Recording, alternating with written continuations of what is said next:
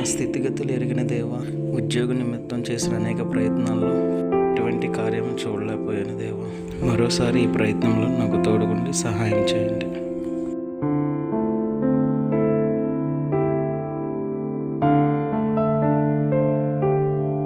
ఏమో ఈసారి అన్న జాబ్ వస్తుందని చూడాలి.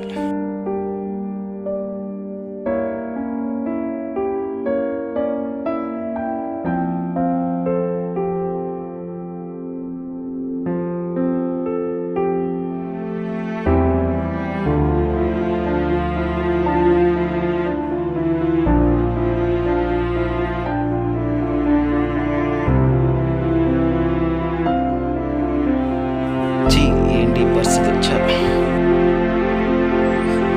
ఎంతకాలం నేను ఇంకా భరించాలి ఈ పరిస్థితిని?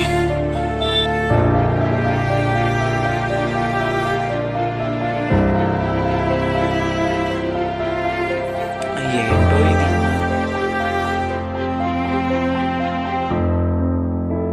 దేవా, నీ కొందనంలో నాయన నీకు స్తోత్రం. ఏంటయ్యా నాకు ఈ పరిస్థితి? దేవా, నాకు సహాయం చేయదేవా, నీ మీదే ఆధారపడి ఉన్నా. నాకు సహాయం చేయదేవా, నీ మీదే ఆధారపడి ఉన్నాను దేవా, సహాయం చేయండి అయ్యా. మిత్రమా, ఏంటి ఉద్యోగం ఏమీ రావట్లేదా? అనుకున్నవేమీ అవ్వట్లేదా? ఇంకా ఎంతకాలం ఆ దేవుడికే ప్రార్థన చేస్తా ఉండవు? ఒక్కసారి నా మాటిని నాతో కలు. ఉద్యోగం ఏంటి, ఆస్తి అంతస్తు అన్నీ ఇస్తా.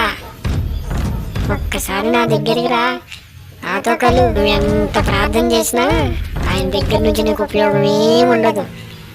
చిన్నప్పటి నుంచి చూస్తున్నా అలాగే ఉన్నావు. నీ స్థితి మారిందా? ఏది మారలా. ఏంటి ఆపే, ఇంకా ప్రార్థన ఆపేసాయి. ఓ సాతానా, తొక్కి పడేస్తా. ఎక్కువ మాట్లాడావంటే నా దేవుడు నాకున్నాడు. పో, నీతో నాకేంటి? నీ మాట నేను విన్ను. అయ్యా, మీకు వందనాలు. మీరు నాతో ఉన్నారు, అది నాకు సంతోషం.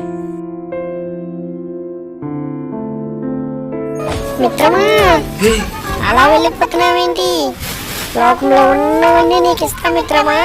నాతో కలువు ఒకసారి. రా రా మిత్రమా. నీ మాట విన్ను నేను.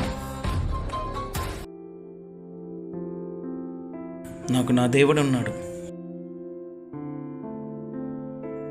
ఇప్పుడేం చేయాలో నాకు బాగా తెలుసు. ఫోనా?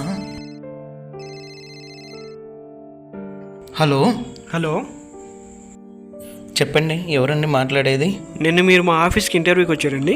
అవునండి. మీరు మేనేజర్ జాబ్కి సెలెక్ట్ అయ్యారండి. నిజమండి. థ్యాంక్ యూ అండి. వీలైనంత త్వరలో వచ్చి జాబ్లో జాయిన్ అవ్వండి. అలాగేనండి, వచ్చి జాయిన్ అవుతానండి. ఓకేనండి. ఎస్, నా దేవుడు నాకు సహాయం చేశాడు. చాలా హ్యాపీ.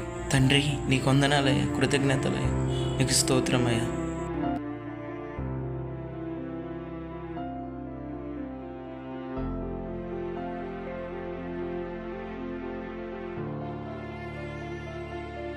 ఈ లోకంలో యవ్వన కాలంలో ఆత్మీయ జీవితంలో ఎదుగుతున్న కొద్దీ అపవాది ఏదో ఒక రూపంలో దాడి చేస్తూనే ఉంటాడు.